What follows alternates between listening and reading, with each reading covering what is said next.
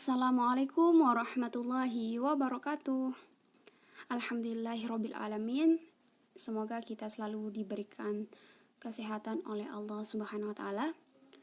Baik, dalam video kali ini saya akan membahas materi geometri transformasi, yaitu tentang dilatasi. Saya sendiri Ismi Asmawati, NIM 19010310 dari kelas 5A. Langsung saja ke pengertian dilatasi. Pembesaran atau perkalian atau sering kita sebut dengan dilatasi ialah suatu transformasi yang mengubah ukuran, yaitu memperkecil atau memperbesar suatu bangun tetapi tidak mengubah bentuk bangun yang bersangkutan yang ditentukan oleh titik pusat dan faktor skala dilatasi. Nah, jadi maksudnya memperkecil atau memperbesar itu seperti ini.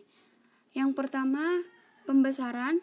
Jadi di sini terdapat bangun persegi panjang. Jika diperbesar akan menjadi seperti ini. Nah, ataupun sebaliknya. Jika diperkecil akan menjadi seperti ini. Nah, pembesaran atau pengecilan ini difaktorkan karena adanya dilatasi. Baik, selanjutnya yaitu faktor skala atau dilambangkan dengan K. Jadi faktor skala ini itu sebagai perbandingan antara panjang sisi tiap bayangan dan panjang sisi yang berkaitan pada benda. Nah, adapun rumus dari faktor skala yaitu jarak bayangan dibagi jarak benda dan panjang bayangan dibagi panjang benda. Kita lanjut ke sifat-sifatnya. Jadi, pada dilatasi suatu bangun faktor skala K akan menentukan ukuran dan letak bangun bayangannya. Nah, sehingga mengakibatkan adanya sifat-sifatnya. Yang pertama, jika K-nya lebih dari 1, maka bangun bayangan diperbesar. Nah, dan terletak sepihak terhadap pusat dilatasi dan bangun semula. Yang kedua, jika K-nya kurang dari 0 dan kurang dari 1, maka bangun bayangan diperkecil dan terletak sepihak terhadap pusat dilatasi dan bangun semula. Yang ketiga, jika K-nya kurang dari 0 dan kurang dari -1, maka bangun bayangan diperkecil dan terletak berlainan pihak terhadap pusat dilatasi dan bangun semula. Dan yang terakhir, jika K-nya kurang dari -1, maka bangun bayangan diperbesar dan terletak berlainan terhadap pusat dilatasi dan bangun semula. Kita lanjut bahwa dilatasi tersebut tidak akan terlepas dari dua hal. Yang pertama, dilatasi terhadap pusat 0,0 dengan faktor skala K dirumuskan dengan X-aksen, Y-aksen ini kita akan dapatkan dari pengalian faktor skala K dengan titik pusatnya, yaitu X, Y. Jadi, jika K dikali X, maka menghasilkan Kx, dan jika K dikali Y, maka akan menghasilkan Ky. Selanjutnya, dilatasi terhadap pusat A, B dengan faktor skala K. Nah, di sini X-aksen, Y-aksennya bisa kita dapat dari menggunakan rumus seperti yang tertera di layar teman-teman, bahwa sebelum kita mendapatkan X-aksen, Y-aksennya, terlebih dahulu kita membuat matriks dari skala K-nya tersebut. Nah, setelah itu kita kalikan dengan X min A dan Y min B, dan ditambah lagi dengan titik pusatnya yaitu A dan B. Kita lanjut ke contoh soalnya. Di sini merupakan contoh soal dari titik pusat 0,0 dengan soal sebuah persegi panjang ABCD didilatasi terhadap titik 0 dengan faktor skala 2. Gambarnya seperti di kiri yang ini. Nah, tentukan koordinat bayangan titik sudut persegi panjang ABCD. Nah, untuk yang pertama, di titik A. Ini di titik A.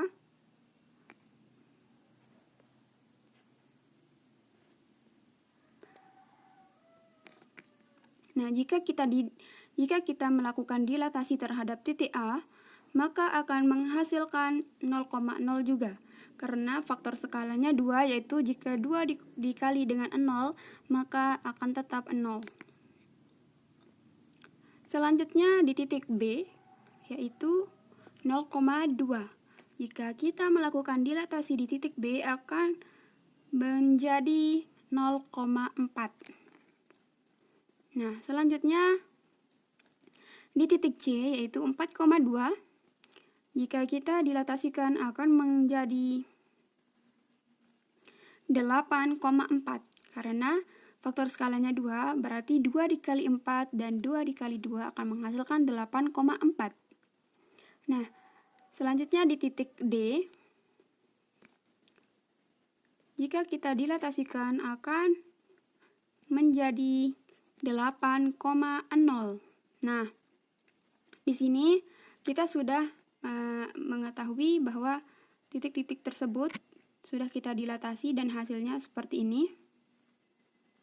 Nah, selanjutnya kita hubungkan garis-garis yang kita dapatkan, yaitu di titik 0,0 dan 0,4, selanjutnya 8,4 dan 8,0, selanjutnya kita ambil garis di 8,4. Nah, jadi dapat kita simpulkan bahwa persegi panjang ABCD tersebut, nah jika didilatasi terhadap titik 0 dengan faktor skala 2, maka akan melakukan pembesaran seperti yang teman-teman lihat. Contoh yang kedua yaitu ABCD adalah sebuah persegi dengan koordinat titik-titik sudut, yaitu di titik A 1,1, di titik B 2,1, dan di titik C 2,2, dan di titik D 1,2.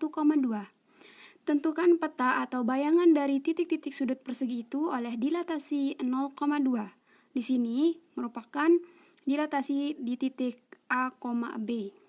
Nah, jadi peta atau bayangan di titik-titik sudut persegi oleh dilatasi 0,2.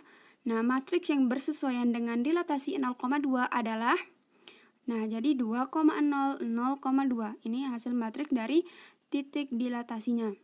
Nah, peta atau bayangan dari titik-titik sudut persegi yaitu di titik A 1,1, di titik B 2,1, dan di titik C 2,2, dan titik D 1,2 adalah seperti ini. Jadi, setelah dilatasi dari, maksudnya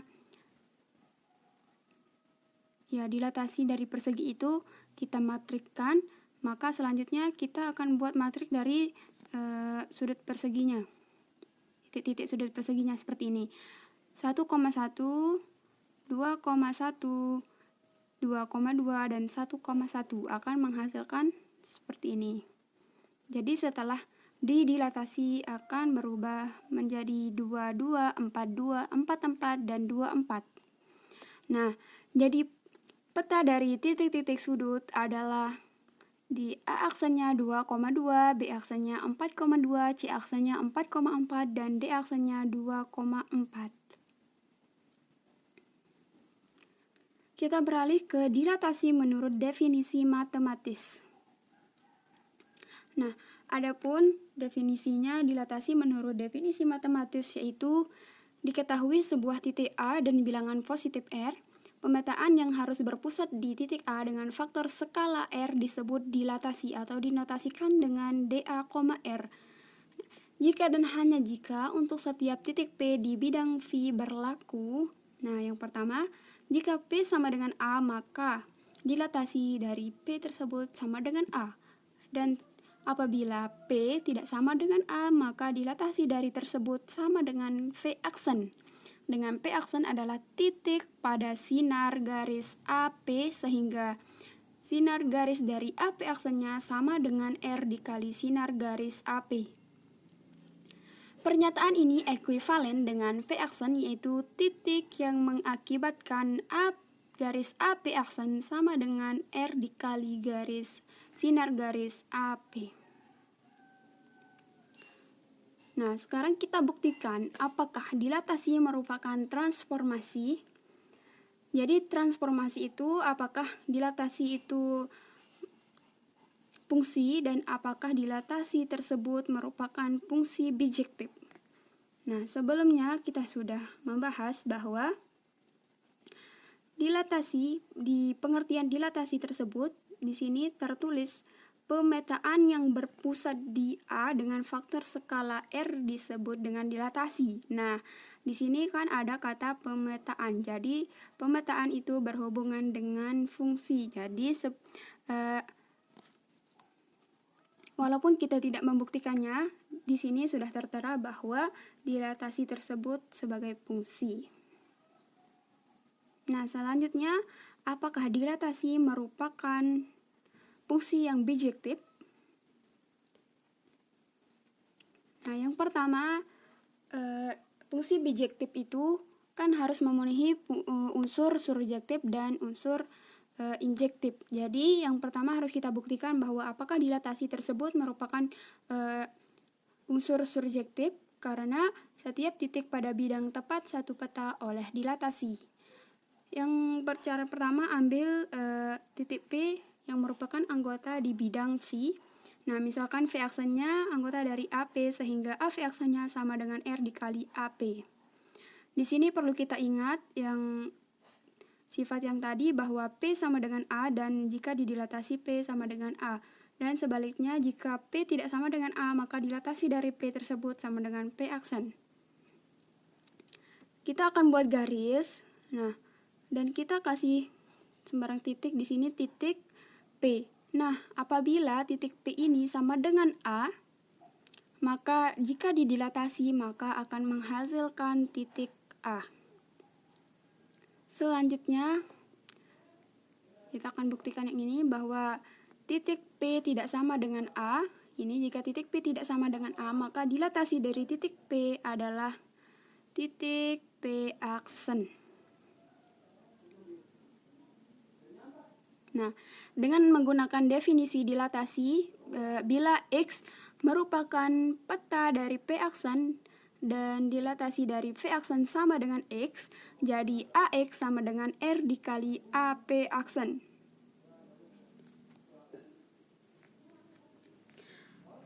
Jadi AX sama dengan R dikali AP atau AX sama dengan AP karena A, X, dan P segaris, maka X sama dengan P. Jadi di sini kita peroleh bahwa dilatasi dari P aksen sama dengan P. Ini berarti P memiliki prapeta yaitu P aksen. Jadi dilatasi adalah surjektif karena setiap titik yang kita ambil di kodomain memiliki prapeta di domain. Selanjutnya kita buktikan apakah dilatasi tersebut injektif. Nah, di sini kita ambil titik P aksen dan P di bidang V dengan V aksen itu tidak sama dengan titik P. Harus dibuktikan bahwa dilatasi V aksen itu tidak sama dengan dilatasi P. Andaikan X sama dengan Y dengan X sama dengan dilatasi V aksen dan Y sama dengan dilatasi P, maka XY sama dengan 0 sebab P aksen sama dengan P. Menurut definisi dilatasi, XY sama dengan R dikali P aksen P, karena XY sama dengan 0, maka R dikali V aksen P sama dengan 0, atau hal ini disebabkan karena R itu tidak sama dengan 0. Nah, ini berakibatkan bahwa V aksen sama dengan V ini kontradiksi dengan yang kita ambil, yaitu P aksen tidak sama dengan P. Jadi pengandaian bahwa X sama dengan Y tidak benar. Oleh karena itu, haruslah X tidak sama dengan Y atau dilatasi dari V aksen itu sama dengan dilatasi P. Jadi, dilatasi termasuk fungsi yang injektif.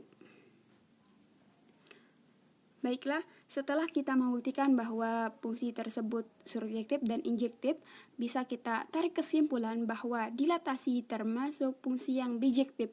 Dan sebelumnya, apakah dilatasi tersebut merupakan suatu transformasi?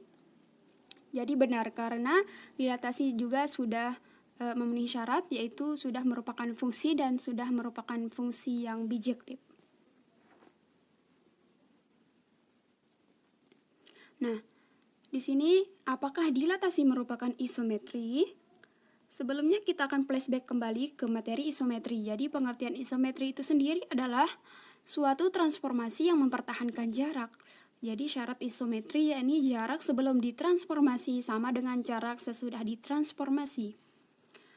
Kita bandingkan dengan pengertian dilatasi, yaitu suatu transformasi yang mengubah ukuran, baik memperkecil ataupun memperbesar. Jadi di sini sudah tidak ada kesinambungan bahwa dilatasi itu mengubah ukuran, sedangkan isometri adalah yang mempertahankan jarak. Jadi sangat tidak bersesuaian. Maka apakah dilatasi merupakan isometri? Tentu jawabannya tidak. Mungkin sekian dari saya, kurang lebihnya mohon maaf. Jika ada salah-salah kata mohon dimaafkan. Wabillahi taufiq wal hidayah. Wassalamualaikum warahmatullahi wabarakatuh.